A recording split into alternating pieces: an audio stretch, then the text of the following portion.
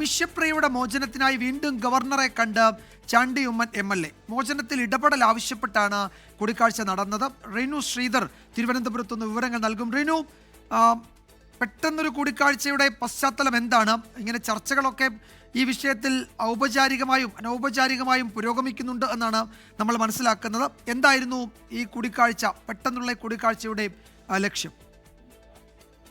വിജയകുമാർ, യമനിലെ ജയിലിൽ കഴിയുന്ന നിമിഷപ്രിയയുടെ മോചനത്തിനു വേണ്ടി നേരത്തെയും ഗവർണറെ കണ്ടിരുന്നു ചാണ്ടി ഉമ്മൻ. ചാണ്ടി ഉമ്മന്റെ അച്ഛൻ, അതായത് ഉമ്മൻചാണ്ടിയുടെ ആഗ്രഹമായിരുന്നു അത് എന്ന് ആവശ്യപ്പെട്ടുകൊണ്ടായിരുന്നു ഗവർണറെ നേരത്തെ അമ്മയോടൊപ്പം കണ്ടത്. പക്ഷെ ഇന്ന് ഉച്ചയോടുകൂടി വീണ്ടും ഗവർണറെ കാണുന്ന ഒരു സാഹചര്യം ഉണ്ടായി.